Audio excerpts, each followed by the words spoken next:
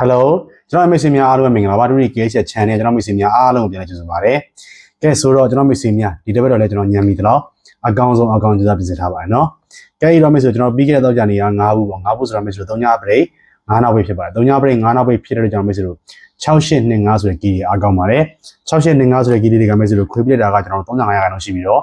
တစ်လုံးရလိုက်တော့6500လောက်ရှိပါတယ်ဆိုတော့ကျွန်တော်မိတ်ဆွေများအဆင်ပြေတယ်လို့ညံရှိတော့သုံးချပါနော်တိုင်းလာနေတဲ့မိတ်ဆွေတို့ကျွန်တော်ရအကောင်းဆုံးကြီးကတော့6 8 2ကြီးဖြစ်ပါတယ်ဒီနေ့ကျွန်တော် TikTok မှာတွေ့လိုက်တဲ့ဟာလေးတစ်ခုပြောပြပေးမယ်ဟုတ်လားကျွန်တော်တို့ရဲ့မြန်မာလူမျိုးတော်တော်များများဗျာထားပါတော့ကိုယ့်အိမ်ကဆင်းရဲတယ်ပတ်စံလက်ထဲမှာမမြဲဘူးဆိုရင်ဘာကြောင့်လဲဆိုတော့အကြောင်းကိုမရှာဘူးကို့မှာအကျိုးတစ်ခုဖြစ်လာရင်အကြောင်းကိုမရှာဘူးဗျာဆိုကြပါစို့အိမ်အောင်စီတယောက်ကငါဒီမိသားစုကိုဝမ်းဝါခါလောက်လုံးမကျွေးနိုင်ဘာလို့လဲငါအလုပ်ကိုငါတေချာမလုပ်လို့လားဒါမှမဟုတ်ငါရလာတဲ့ပတ်စံကိုမစုဆောင်းလို့လားဒါမှမဟုတ်ငါပတ်စံတွေကိုဘယ်နေရာမှာငါဖြုံးတိမိလဲရက်တောက်လို့လားဒီလိုမျိုးအကျိုးအကြောင်းကိုမရှာဘူးဘာလို့ပဲဖြစ်လဲဆိုတော့အရင်ဘဝကဘာကုသိုလ်ကောင်းမလုပ်ခဲ့တော့ငါတို့ဘဝမတိုးတက်ဘူးငါတို့ကကံပြီးမှရမှာအိမ်အောင်ဦးစီးကပဲအဲ့လိုမြင်တာမဟုတ်အိမ်အောင်ဦးစီးနောက်ကလိုက်နေတဲ့မိန်းမသို့မဟုတ်ကလေးတွေရတယ်ငါတို့ကအရင်ဘဝကကုသိုလ်ကောင်းမလုပ်ခဲ့တော့ငါတို့ဒီဘဝမှာဆင်းရဲတယ်အဲ့တော့ဘယ်တော့မှငါတို့ချမ်းသာမှာမဟုတ်ကံကောင်းရင်ချမ်းသာမယ်ကံမကောင်းရင်မချမ်းသာဘူးဒါပဲ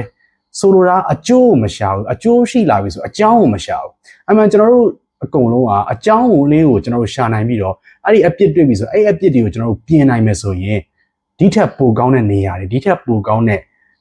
ဘယ်လိုပြောမလဲလူနေမှုဘဝပုံစံတွေကိုရမယ်ပေါ့ဗျာသိလားဒါအမှန်တော့ကျွန်တော်သိလားကျွန်တော်တို့ဗမာလူမျိုးတော်တော်များဘယ်တော့မှအကျိုးတစ်ခုဖြစ်လာပြီဆိုဘယ်တော့မှအကြောင်းရင်းကိုမရှာဘူးငါတို့အသုံးမကျလို့ငါတို့မလေးလာလို့ငါတို့မစုဆောင်းလို့ငါတို့ဖြုံးနေလို့ငါတို့ဒီဘဝမတက်ဘူးလို့ဘယ်တော့မှဝန်ခံတဲ့သူအင်မတန်နည်းတယ်ငါတို့ရင်ဘဝမကံမကောင်းလို့ဆိုရင်မမြင်ရတဲ့အရာကြီးကိုလက်ညှိုးဝိုင်းထိုးကြတာများတယ်ဗျာသိလားအဲ့တော့အဲ့ရေးထားတဲ့ post လေးအတိုင်းပဲကျွန်တော်မိတ်ဆွေများကျွန်တော်ပြောလို့ထားတာလေကျွန်တော်တို့ဘဝတွေဒီထက်ပိုပြီးတိုးတက်ဖို့ဆိုရင်ကျွန်တော်တို့လုပ်ရအမားတွေကိုပြင်ဖို့လိုတယ်ဒီလိုပဲမိတ်ဆွေတို့ဒီအလုပ်မှာကျွန်တော်တို့ကောင်းလာဖို့ဆိုရင်ကျွန်တော်တို့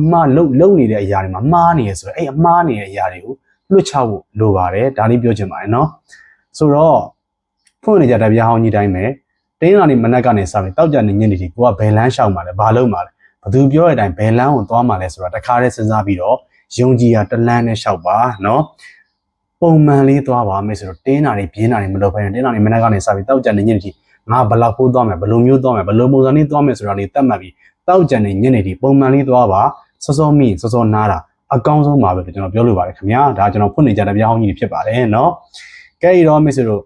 တင်းလာနေတော့ကျွန်တော်ရအကောင်းဆုံး break ကတော့4 ခွန် break ဖြစ်ပါတယ်အဲ့တော့4 ခွန် break ထဲမှာကျွန်တော်အကြမ်းဖျင်းချိန်ပါမယ်4 ခွန် break ထဲမှာမိတ်ဆွေတို့ကျွန်တော်ရည်ရွယ်ချက်မှုကတော့865နဲ့ခွန်ဘူးနှစ်ဘူး6 1 9 8ဖြစ်ပါတယ်4 ခွန် break ထဲမှာကျွန်တော်ရည်ရွယ်ချက်မှုကတော့865နဲ့ခွန်ဘူးနှစ်ဘူး6 1 9 8ဖြစ်ပါတယ်ဆိုတော့ကျွန်တော်မိတ်ဆွေများအားလုံးစိတ်ချမ်းသာခြင်းကိုယ်ကြီးကြံမပြည့်စုံပါဟိသွားတဲ့ကိုပါလေးဆန္ဒပြည့်စုံပြီးတော့လောဘကိုအမှန်တကယ်ဉာဏ်နဲ့ထိမှာခင်ဗျာကျွန်တော်မိတ်ဆွေများအားလုံးကိုအရင်ချစ်ပါခင်ဗျာ